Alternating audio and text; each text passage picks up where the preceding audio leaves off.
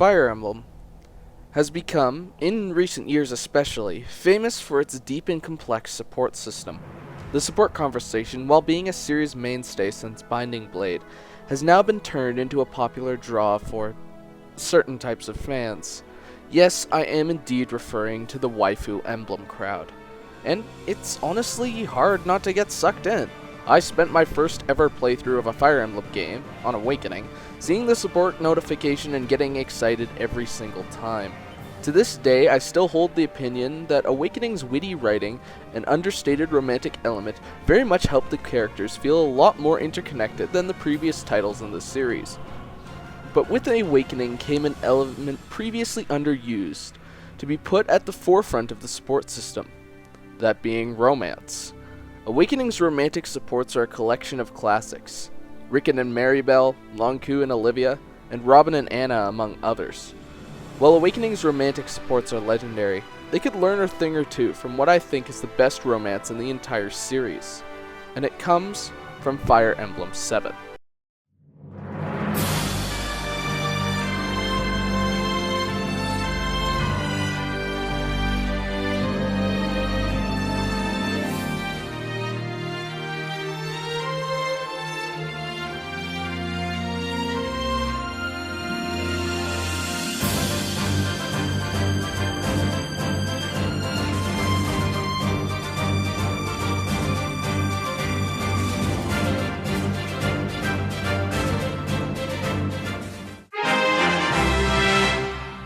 If you are at all familiar with my channel, you'll know that I have a bit of a thing for a certain character from Fire Emblem 7.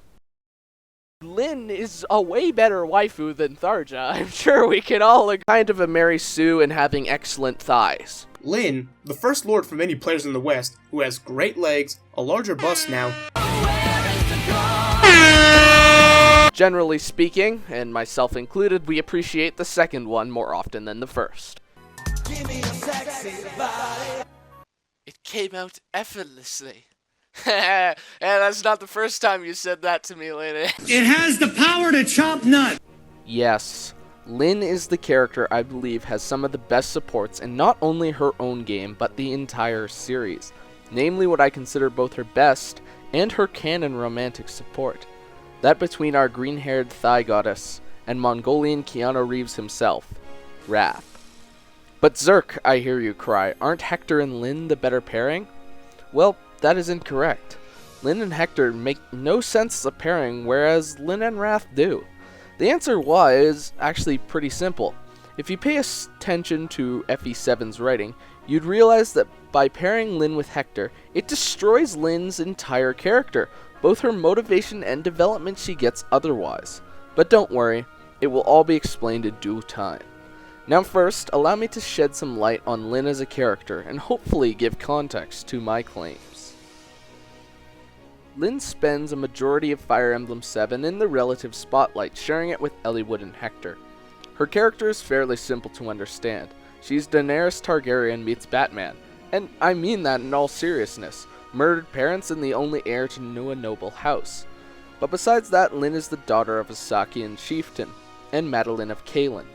Sakai is one of the nations of Alib, and its culture takes heavily after that of Mongolia, while it was being ruled by Genghis Khan. Remember that, it'll be important for later.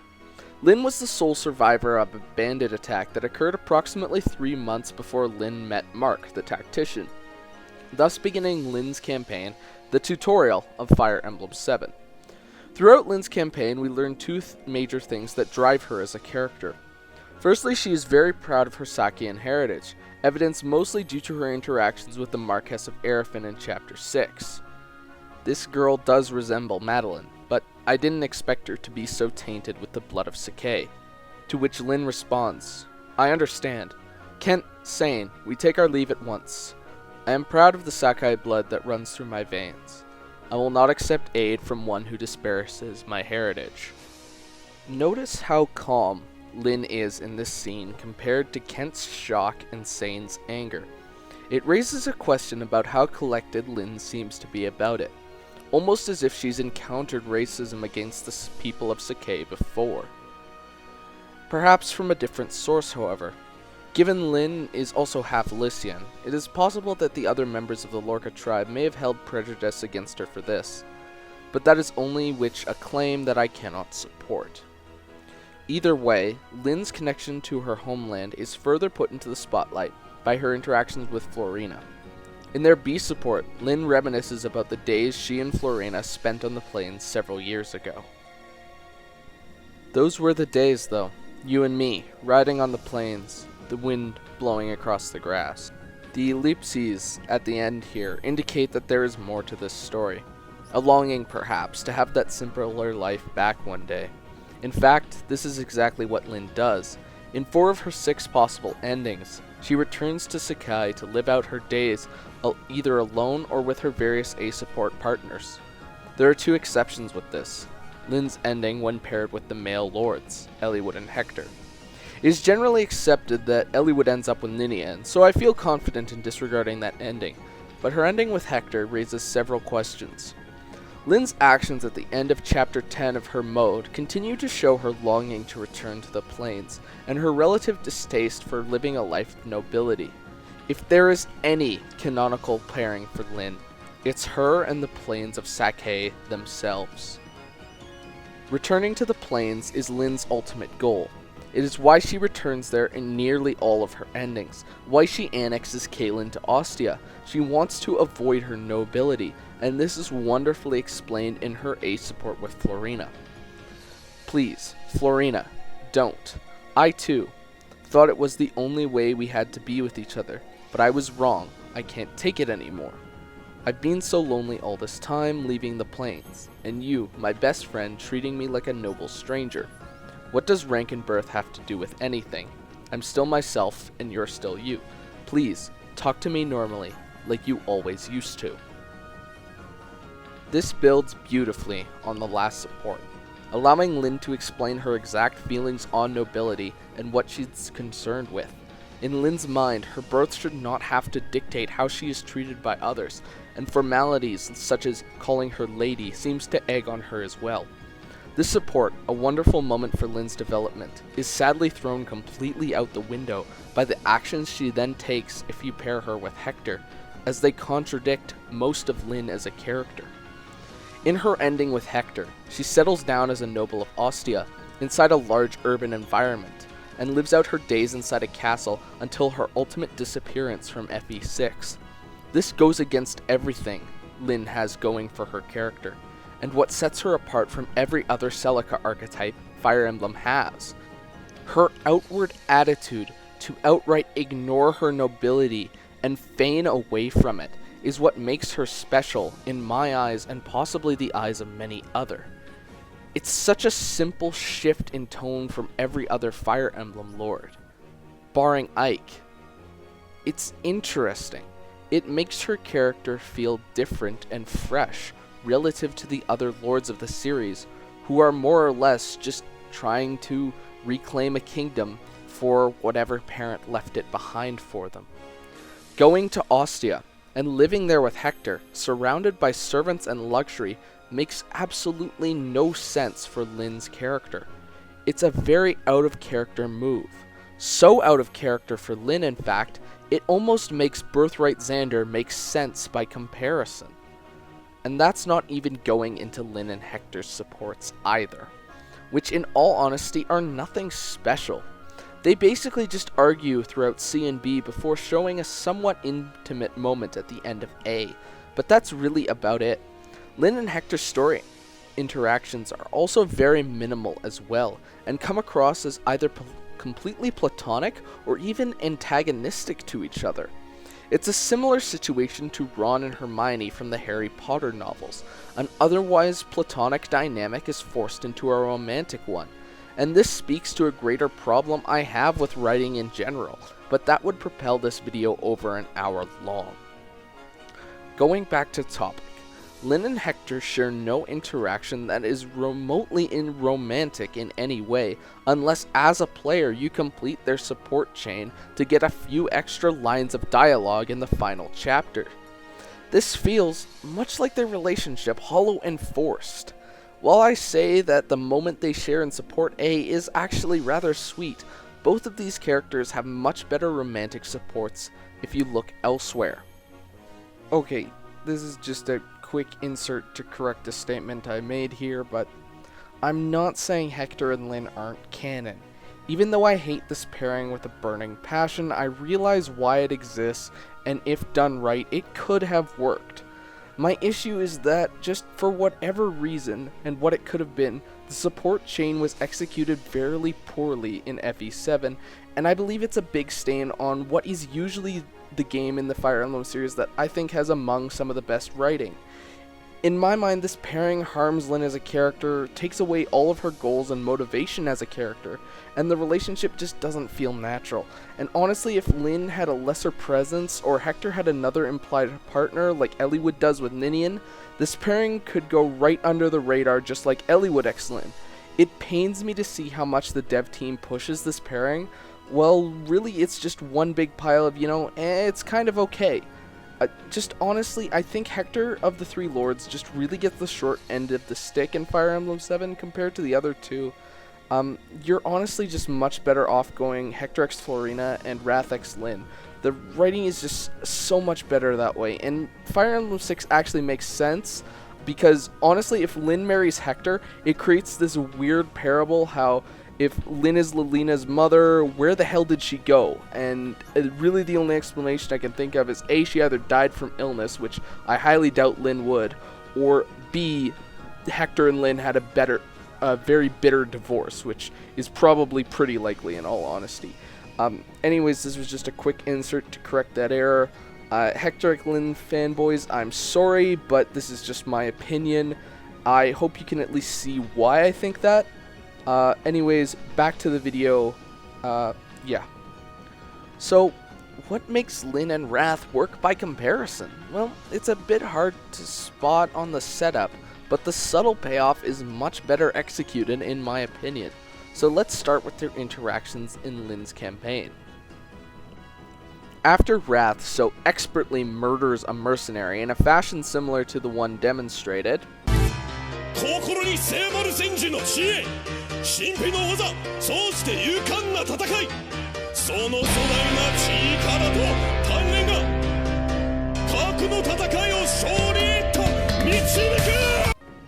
we are given this first exchange between Lyn and Rath. This man saved me. Rath then goes silent before introducing himself. Lyn then inquires why Rath helped her, to which Rath replies, I thought a Sacaean plainswoman was being attacked. I was mistaken. Lyn corrects him and mentions the Lorca. Rath's reaction is as follows. The Lorca, there were survivors. You should leave at once. A blaze has started at the castle, and it's spreading.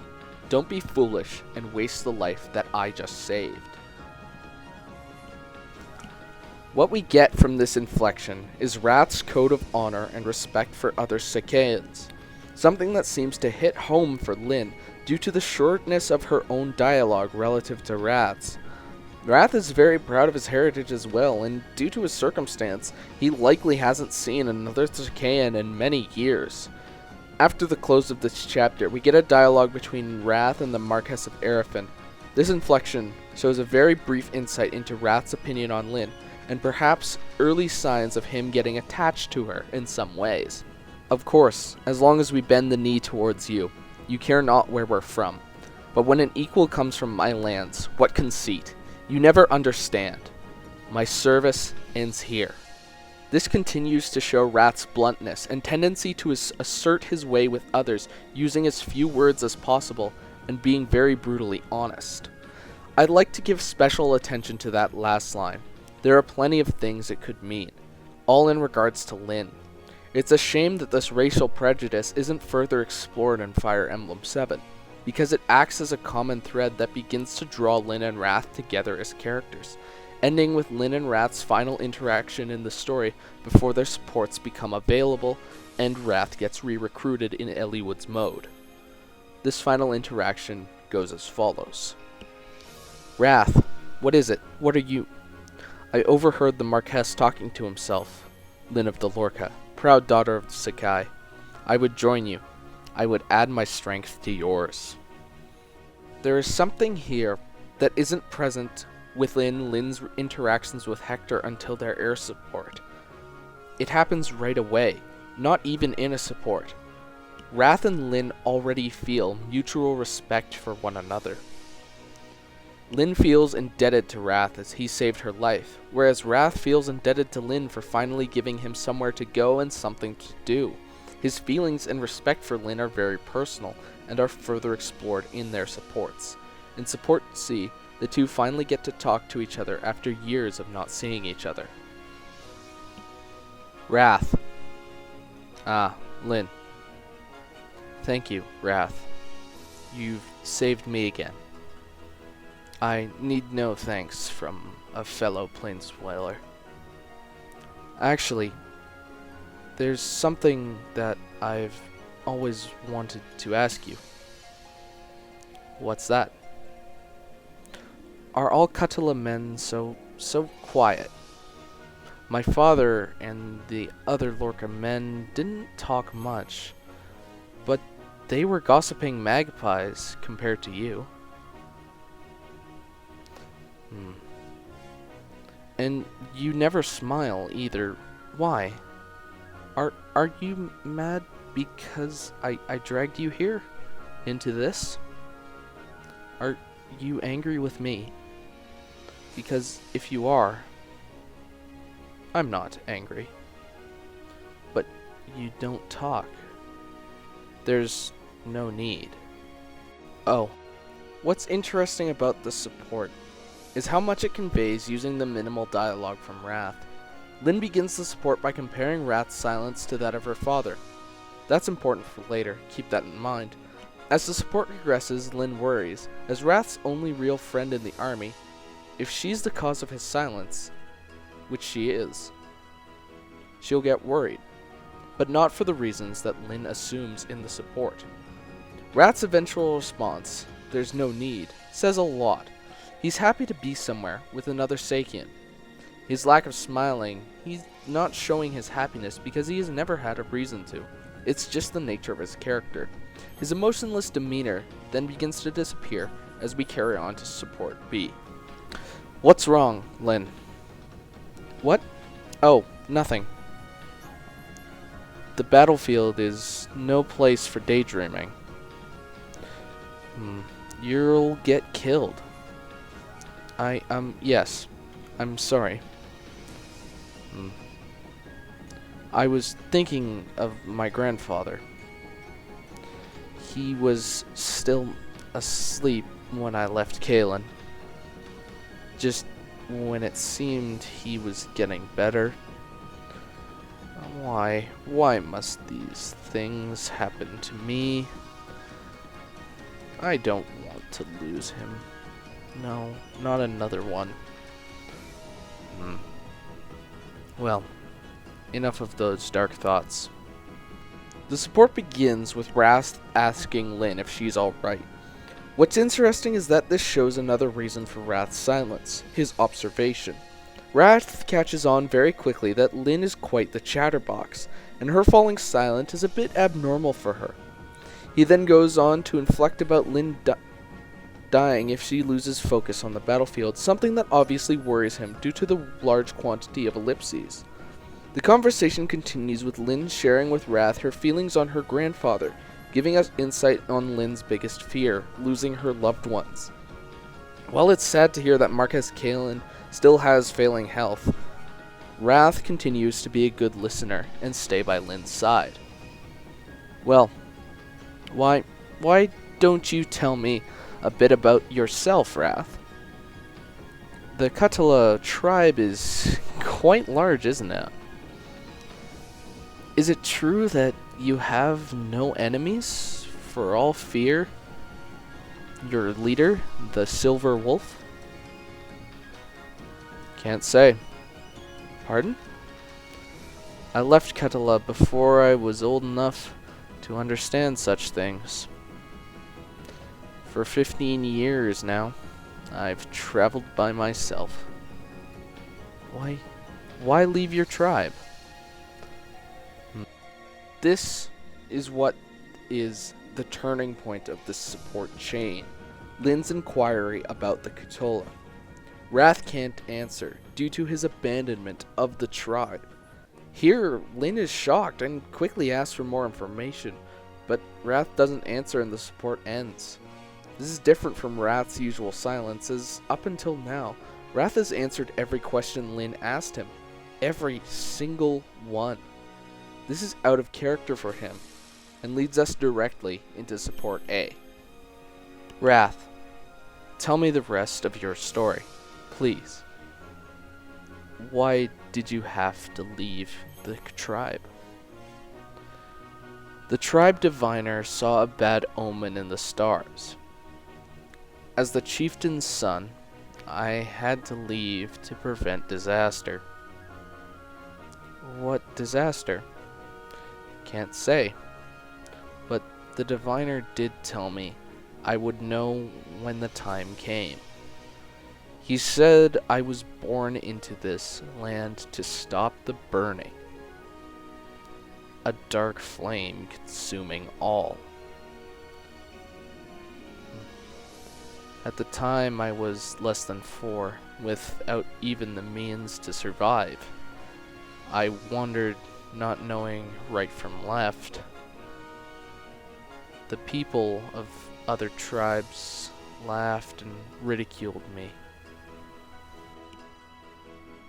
This is the first and only time we see the true Rath. He is a man with no childhood. Here we confirm his age to be 19 during Lyn's mode and 21 in Eliwood's mode. Exact age being something rare among Fire Emblem characters. He goes into detail about the burning, something involved with black flame.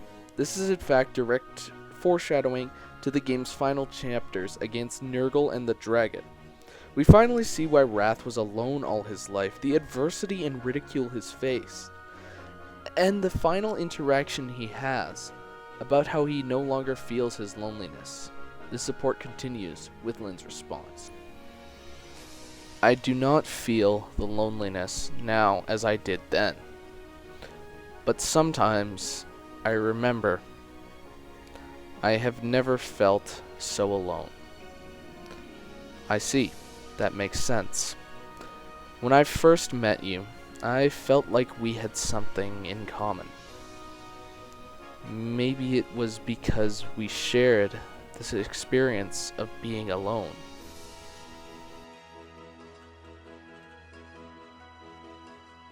Lyn. Yes? You sure it's all right for you to be here? The battle's not over. You're right. But I don't feel I can leave you. When I'm with you, I feel safe. I can sense your strength. Lyn. Please, Rath, let me stay here. Just for a while. Fine. As you wish. This conclusion is what makes the support for me.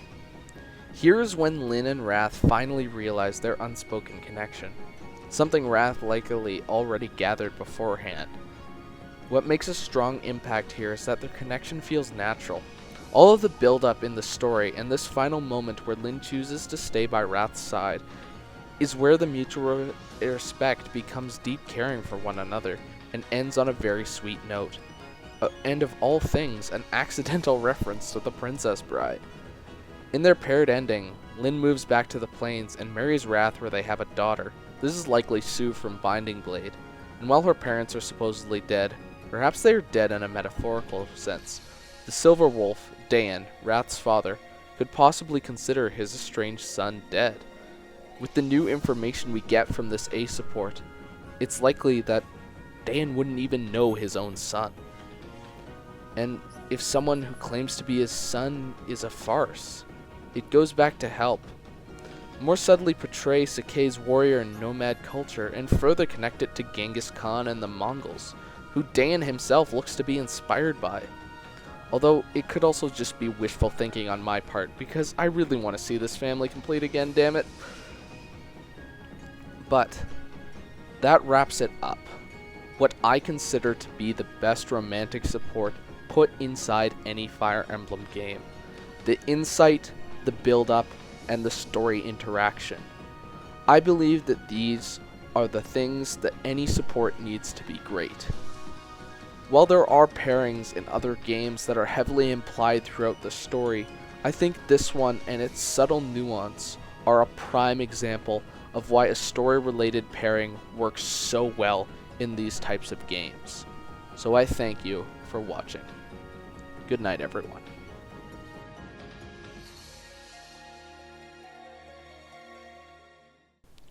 Oh, and by the way, thank you for watching.